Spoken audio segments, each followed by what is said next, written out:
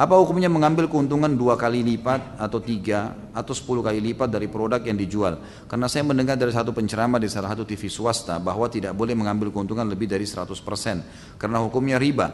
Berdasarkan dalil yang diambil dari surah Al-Imran ayat 130, hai orang yang beriman, janganlah kamu makan riba dengan berlipat ganda. Enggak ada hubungannya riba dengan keuntungan. Gimana caranya memahami ini? Allah mengatakan wa ahallallahu al-bai'a wa harrama riba.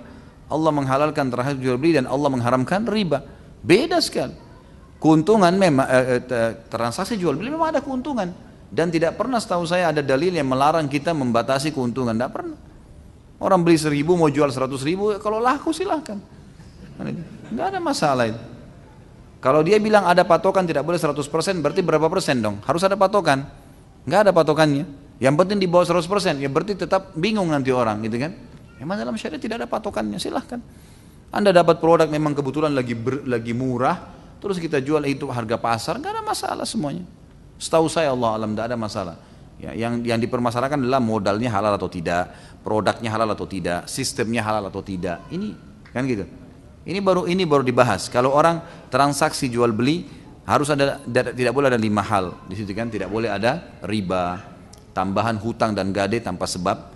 Ya, ini kemudian tidak boleh ada gharar, merugikan satu dari dua pihak. Tidak boleh ada maisir, unsur judi, mengundi nasibnya. Tidak boleh ada unsur kezaliman, gitu kan? Dan tidak boleh ada produk atau sistem yang haram.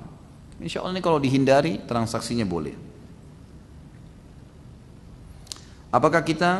Apabila kita mengambil produk sementara produk tersebut masih inden dan harus diproses dalam beberapa hari dan produk tersebut juga bukan kita yang membuatnya, kita menggunakan jasa tenaga ahli. Apa hukumnya bila kita menjualnya dengan syarat DP dibuka untuk pembuatan produk tersebut, kemudian pelunasan saat produk tersebut sudah jadi baru kita kirim produknya, dan bagaimana hukumnya bila produk tersebut dikirim langsung dari tempat si tenaga ahli yang kita sewa tadi tanpa kita terima dulu produknya?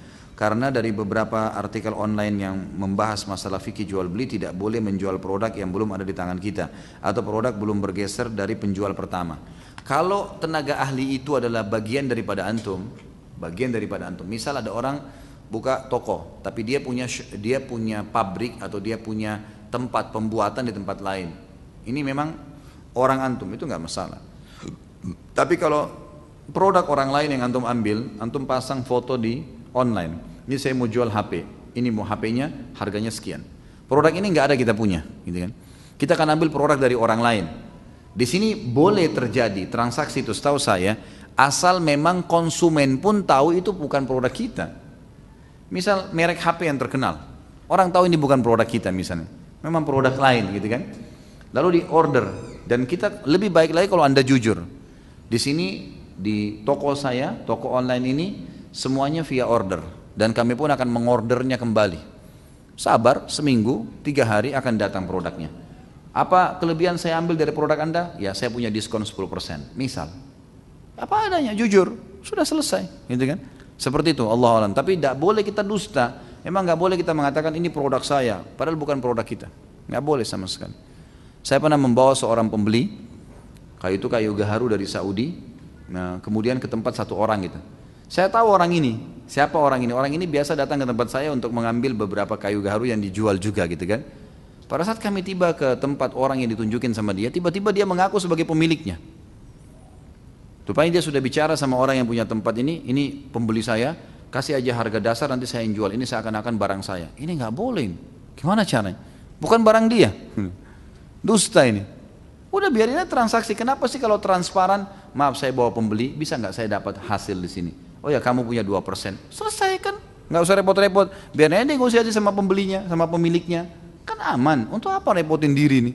Manipulasi keadaan, nggak ada gunanya sama sekali, kan gitu. Jadi teman-teman jangan suka buat masalah yang tidak ada nih. Ini nggak ada masalah dibuat masalah.